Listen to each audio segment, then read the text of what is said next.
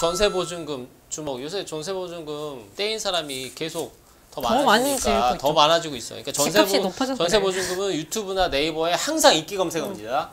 그렇기 때문에 이걸 다시 또 얘기해봐야 돼요. 민감한 요소일 수는 있으나 이번에 대선에서 사람들이 그 마음을 가장 흔들었던 게 집값이라고 저는 봤거든요. 그러다 보니까 이게 조금 더 관심이 갔던 것 같은데 요즘에는 그러니까 뭐 웹툰을 그리는 친구들에서부터 다들 내가 전세나 월세 계약을 할 때 홍보가 되지 않는 법들을 각자의 경험을 곁들여서 얘기를 하는 게 되게 많아요. 그래서 뭐 계약서 할 때 이런 문항을 넣어야 된다는 둥, 이런 집은 꼭 피하라는 둥 이런 것들을 쓰다 보니까 계약을 할 때 어떤 주의해야 되는 사항들은 진짜 많이 주는데 내가 이사를 나올 때 해야 되는 것들 생각보다 많지 않더라고요.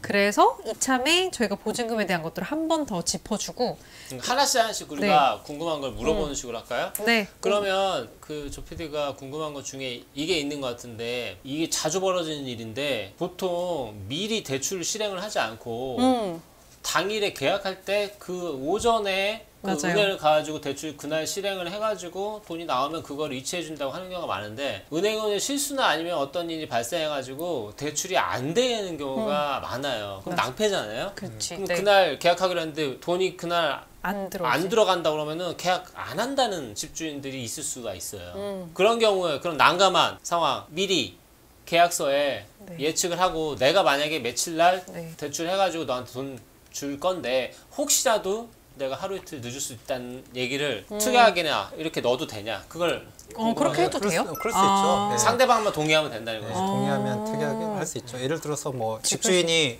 이사 간다고 이삿집도 불러놨는데 저쪽에서 잔금을 받아서 잔금을 실어서 이사를 가야 되는데 준다고 했는데 안 주는 경우가 못 주는 경우가 있어요. 그러면 못 들어가죠. 돈도 안 줬는데 누가 받아주겠어요. 그럼 이사비 날리고 실제로도 사례에 있었어요. 그렇게 그런 경우도 있고. 그러니까 돈 들어오고 나가고 그날 계약한다는 게 굉장히 사실 모르는 사람끼리 계약할 때 중요한 문제잖아요. 돈 안 줬는데 내가 이거 계약 왜? 이런 식으로 해서 계약 날짜가 아예 미뤄지는 경우가 있는데. 근데 그렇게 해서 생기는 이사비라든지 기타 손해는 그럼 어떻게 보통 정리를 해요? 보통은 그래도 손해를 지급하기로 하겠다. 뭐 이렇게 내가 뭐 그런 경우가 하루 이사비 이틀 정도면 정도는 그거에 대해서 이사비 내가 정도 못한 손실에 대해서는 하는 걸로 그런 식으로 책임지는 해서. 걸로 해야겠죠. 이런 대출이 당일에 안 될 때를 대비해서 이런 것들을 특이하게 넣어두거나 상대방하고 녹음을 통해서 그날 안 되면 그 다음 날에 넣어도 되는지 그걸 확인을 하고 그래도 나한테 책임을 묻지 않는다는 걸 서로 약속을 하면 더 좋다 그런 얘기죠? 네. 그리고 제일 중요한 거 또 사기 많이 쉽게 당할 수 있는 게 등기부 등본이 있잖아요. 맞아요. 가등기가 돼 있는 경우가 있어요. 가등기가 돼 있으면 소유권이 그 사람이 아닐 수 있다라는 거예요. 이 사람이. 그래서 만약에 보증금이나 그런 거 있으면 후순이기 때문에 가등기 돼 있는 것에 대해서 해버리면 거기에 대해서 계약했다가는 본등기로 해가지고 소유자가 바뀌게 되면 보증금 다 잃어버리게 되거든요. 그리고 항상 우리가 얘기하지만 공인중개사 아저씨들이 자격증 있는 분들도 자기네 공제에서 잘못되면 물어준다고 하지만 그 공제 최대 얼마다? 1억밖에 1억밖에 안 됩니다. 요새 1억이면 어디 오피스텔 전세금도 제대로 안 돼요. 맞아. 그렇기 때문에 그분들 믿으면 안 돼요. 그리고 이제 여기에 대해서도 해결 방법이 또 있는 경우도 있어요. 뭐 예를 들어 가등기는 또 제척기간 10년이고 담보 가등기, 소유권 이전 가등기에 따라서 해결되는 방법이 있을 수 있긴 하거든요. 그리고 저번에도 우리가 이 얘기를 한번 했던 것 같은데 조PD가 또 이제 궁금할 수 있을 것 같아요. 들어갈 때는 다 해줄 것처럼 해놓고 나갈 때 보증금을 꼭 다 안 돌려준다. 그런 불만이 많잖아요. 제가 옛날에 LH 얘기도 했었잖아요. 맞아. 지 돈도 아닌데 LH 직원이 와가지고 막 이걸 까는 거야. 여기가 긁혔네 뭐 하면서 생활기스 난 거 가지고 나보고 책임져. 생활기스를 내가 왜 책임집니까? LH에서 해야죠. 그죠? 지금 이런 게 사례에 있을까요, 없을까요? 있죠. 네, 이제는 많죠, 다 있습니다. 이제는 엄청 많습니다. 그래서 맞아요. 그럴 수 있죠. 그 부분 얘기해 주세요. 유지 보수비 같은 경우는 집주인이 사용할 수 있게 해줘야 되잖아요.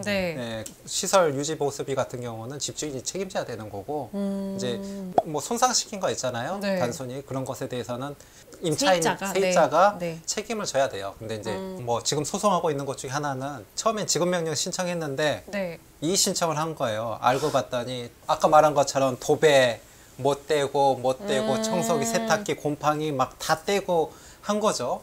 예, 그래서 뭐 이거 견적서 가지고 다 빼고 보증금을 뭐 얼마 떼고 엄청 많이 떼고 해서 소송까지 간 건데 이런 경우에는 어떤 걸로 소송 결과가 결정이 될까요? 입증을 해야 돼요. 왜냐하면 그러면... 세입자 같은 경우는 전세 보증금 못 받았다 금액 5천만 원이다 그러면 그대로 청구하면 돼요. 근데 집주인이 깔려고 그러면 어떻게 하겠어요? 하자가 있었거나 사진 찍어놨거나 거기에 대해서 이 집주인이 내가 이렇게 손해가 발생했다는 것에 대해서는 집주인이 입증을 해야 돼요. 그래서 약간 렌트카랑 비슷하네요, 대표님. 생각해보면 그 집 이사 가기 전에 쫙 사진 다 찍고 그쵸? 뭐 영상 찍어놔서 지금 제가 확인한 거 그대로 보낸다고 집주인한테 만약에 카톡을 쐈어. 본인이 확인했는데 갑자기 이제 와서 곰팡이가 생겼다 이러면 그때하고 또 다른 얘기가 되는 거니까. 지금 하고 있는 소송은 다행히 퇴실하기 전에 찍어놨더라고요. 그리고 이런 전세 보증금 문제 중에 상가 얘기를 우리가 안 했는데 저는 전부터 궁금했던 부분 중에 하나가 이게 있어요. 외국도 아마 우리랑 거의 같을 텐데 상가는 특히나 빼고 나갈 때 그 인테리어 비용이 문제가 되는 거 굉장히 많잖아요. 원래를 돌려놓는 거.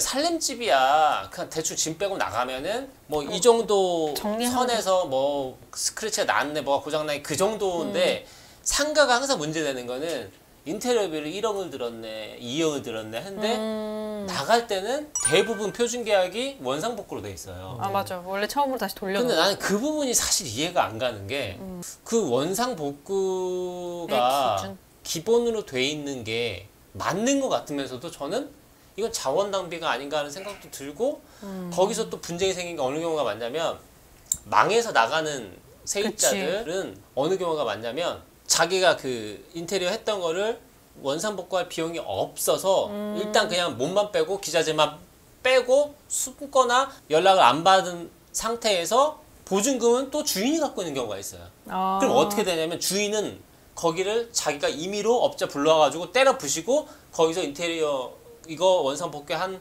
공사비 까겠다고 해. 그런 분쟁 굉장히 많아요. 그죠? 그렇죠. 그럼 그 비용이 5천이냐 1억이냐 약간 맞아요. 그 문제도 있고 내가 지금 돈이 없어서 그걸 안 한 건데 왜 내 보증금에서 네가 맘대로 까? 자, 이런 경우 굉장히 많은데 어떻게 될 것 같아요? 설명해 주세요. 이런 부분 되게 많아요. 장사하다가 뺄 때. 근데 이제 제일 중요한 거는 원상복구는 의무가 있으니까 실제로 원상복구를 안 하고 다른 데 전용했는데 비용 견적서만으로 청구하는 경우 안 했다 그러면 넘겼던 거잖아요. 유익하니까. 그러면 거기에 대해서는 쓴 게 아니잖아요. 비용이 발생해야지 의무가 부담하는 건데 발생한 게 아니면 지불할 필요가 없죠. 왜냐하면 인테리어가 잘 돼 있으면 임차도 잘 되니까. 그리고 견적서는 또 보면 과다한 경우가 많아요. 견적서를 그대로 믿을 수가 없으니까. 그리고 그 정도 상가 있고 빌딩 있고 이런 사람들은 자기가 쓴 업체가 있어요. 그래가지고 야 너 이번에 뭐 몇 호 나갔는데 500이면 하지? 그래 500 하고 계약서는 2천 쓰는 거예요. 그래가지고 내가 너 이거 연락 없어가지고 이거 원상복구 시킨데 2천 들었어. 너 보증금에서 2천 깔 거야. 이렇게 하는 거예요. 그런 경우 굉장히 많아요. 악덕 건물주들이 이런 자원 낭비를 되게 잘 싫어하는 게 있어가지고 나는 건물에 이렇게 가게 망해서 혹은 들어오려고 이렇게 인테리어 때려부시고 하는 거 보면 굉장히 낭비라는 생각이 들거든요. 뺄 때는 1, 2년 안에도 다 때려부시고 또 그러잖아요. 그래서 항상 생각하는 게 가게는 망해도 인테리어 업자들, 철거 업자들은 진짜 걔네들은 뭐 망하면 더 좋구나 그런 생각 항상 해요. 그래서 인테리어 업자들이 사기꾼도 많고 꼭 여러분 인테리어 업자 들으라는 얘기는 아니에요. 인테리어 업자들 고객도 있으니까 그거 항상 그런 거죠. 인테리어 업자들이 항상 문제가 되는 게 그 부분이거든. 투명하지 않고 어쨌든 인테리어 업자 여러분 못 받은 돈 있으면 이용해 주세요. 근데 저희 보니까 못 받아서 신청하신 분들 되게 많더라고요. 그럼요. 네, 그렇죠. 인테리어 업자들도 떼인 분들도 많고. 네. 그래서 한 가지 더 있다. 네. 저기 보면 그럴 수 있어요. 이게 저도 그 인스타에 어떤 분이 웹툰을 그리면서 본인의 사례를 설명했던 케이스인데 요즘에 집 관련된 게 너무 많이 올라오니까 이 대본 쓰려고 다시 봤더니 애초에 그분이 복덕방을 통해서 집을 볼 때 뭐 예를 들어서 이 집이 1000에 50이다 이렇게 해서 계약을 하기로 했대요. 자기 예산에 이 정도도 맞고 막 이래서 갔더니 계약 당일날에 1000에 60이어야지만 계약을 한다고 한 거예요. 이거 무슨 인천 부천에 자동차 중고자동차 그러니까 꼭 그 생각하네요. 네, 근데 이미 그쪽에서는 다른 집들은 다 계약을 안 하겠다고 하고 마음을 먹고 왔으니까 10만 원의 차이는 그래도 어떻게 조금 덜 쓰면 되겠지라는 생각으로 계약을 했는데 사실 월세의 경우에는 전세랑 또 다르게 집에 어떤 보수가 필요한 것들은 보통 집주인이 해줘야 되는데 보일러가 고장이 났어요. 그랬더니 그래서 내가 들어올 때 도배고 뭐고 다 해줬으니까 보일러는 니네가 고치라가 된 거예요. 그래서 이거를 그 복덕방 아저씨한테 전화해서 이거 고쳐줘야 되는 거 아니냐 그랬더니 그럼 그거 고쳐주겠다. 그리고 한 달이 지났더니 집에 바퀴벌레가 엄청나게 돌아다닌다고 알게 됐대요. 근데 그럼 이걸 빨리 해결해줘라 했더니 보일러 고쳐줬는데 뭘 더 바라냐 하면서 그게 안 됐다고 하더라고요. 처음에 구두를 계약할 때 금액과 실제 당일날에 계약이 좀 바뀐 상황이고 이 사실 월세 계약을 한 경우는 그런 것들 다 포함하는데 이게 계약서에 써있지 않다고 우기는 경우도 있겠다 싶더라고요. 당연히 집주인들은 그런 네. 악덕 집주인들은 우기죠. 그러면 이제 그런 거 계약서를 쓸 때 사실 저희 같은 경우 당연히 그런 걸 해주실 줄 알 거라고 생각하고 쓰는데 거기에서 예를 들어서 뭐 생기는 보수는 집주인이 해결해 준다라는 항목 같은 걸 그 부분을 그럼 설명해 줘야겠네. 당연한 부분과 당연하지 않은 부분이 네, 있죠. 네. 원래는. 그게 이제 법원에서도 판단하기 힘든 것들이 네, 많아요. 예를 들어서 당연히 아까 보일러 고장 나는 거 판단하기 쉬운 거. 설비의 문제니까. 그런 거는 이제 사용 수입 못하면 못한 거니까 월세 안 내도 돼. 만약 네. 못 썼다 그러면 네. 그것 때문에 아예 집을 못했다 그러면 예. 이걸 고치지 않으면 내가 이 집에 방에 살 수 없을 정도의 문제는 네. 집주인이 해줘야 되는 거예요. 예, 그렇죠. 예, 그 수도 뭐 이런 거. 상하수도 네. 같은 예, 거. 그 기간 동안에 사용을 못했다. 뭐 그 바퀴벌레 얘기만 해주죠. 이제 바퀴벌레 그런 경우는 이제 예를 들어서 바퀴벌레도 있지만 또 곰팡이. 네. 곰팡이가 조금 더 많은 것 그치. 같아요. 맞아. 반지층 이런 데는 네. 습기 맞아. 때문에. 근데 이제 네. 거기서 그 곰팡이. 이거를 거기서 살 수 있는 수준이 돼야 되잖아요. 네. 수준이 되고 어느 정도 용인할 수 있다 그러면 어느 정도 인정을 해줘요. 또 법원은 종합적으로 하는데 뭐 예를 들어서 딴 데보다 현저하게 싸게 했어요. 뭐 딴 데 시세가 100인데 네. 30으로 해주고 그러면 곰팡이 조금 있는 거 가지고 못 살아서 다 해달라 그거는 충분히 이해할 수 있었던 상황이다. 거기에 대해서는 그렇게 하는데 가격이나 주변 시세나 종합적으로 보거든요. 근데 이제 아예 사용을 그게 이제 곰팡이 수준이 해서 너무 사용을 못할 정도다 그러면 곰팡이 수준도 다 다르거든요. 진짜로 사람이 못 살 정도다 그러면 이거는 월세를 안 내도 되는 사용 수익을 못 하게 했기 때문에 그런 거라. 그러니까 종합적으로 결국 도움이 정도는. 될 말은 이거예요. 집주인 입장에서는 곰팡이 바퀴벌레에 대해서 해달라고 요구 금지를 아예 계약서에 넣어버리는 거야. 미리 우리가 양해를 하자. 그리고 그 반대로 네. 세입자 입장에서는 반대로 해야 되는 거야. 그렇지. 내가 이거는 뭐 절대로 못 참는 부분이니까 혹시라도 나중에 곰팡이 문제랑 바퀴벌레 문제가 생기면은 이거는 집주인이 해결해 달라고 아예 계약서에 넣어달라고 하는 아니면 거야. 그런 게 생기면 그러니까 월세를- 그런 걸 요구를 해라 아예 집주인은 집주인대로 세입자 세입자대로. 네, 괜찮은 것 같아요. 그리고 근데 오히려 바퀴벌레를 썼는데 돈벌레만 나와. 이건 어떡할까요?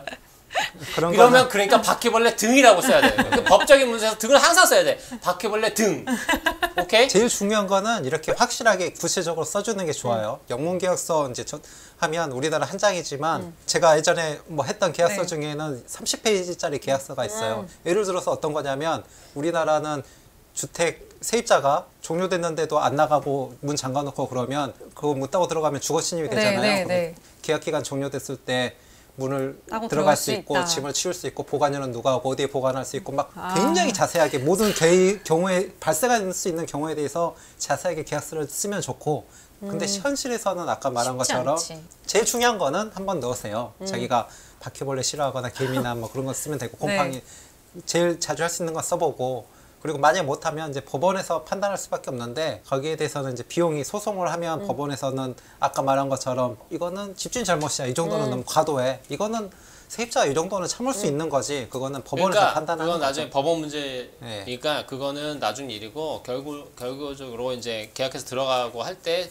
그 부분은 아까 또 동호 반복이지만 자세히 깐깐하게 요구하면 요구할수록 좋다. 좋은 거라는 거죠. 네, 그쵸. 깐깐하게 요구하면서 그 보장 범위는 넓게 바퀴벌레라고 돈벌레라고 하면 안 된다. 특정하지 말고. 요걸 조금 더 디테일하게 정리하면 이렇게 해도 괜찮을 것 같아요. 이게 같은 원룸도 층수에 따라 좀 다를 수 있잖아요. 예를 들면 반지층 같은 경우에 곰팡이에 대한 이슈를 할 수 있으니까 집 주인은 입주하기 전에 도배나 기타 등등을 해줌으로써 곰팡이에 대한 걸 없애고 근데 들어가서 그 사람이 사용함으로써 곰팡이가 또 생길 수도 있잖아요. 뭐 예를 들어서 습기가 일부러 찼는데 아무것도 안 했다든지 그럴 수 있으니까 그런 건 본인이 알아서 한다든지 그런 디테일을 좀 정하면 그렇죠. 좋을 것 그러니까 같고 깐깐하게 네. 요구해야 된다. 끝. 네. 네. 서로 알리고 네. 서로 그렇게 하는 게 좋죠.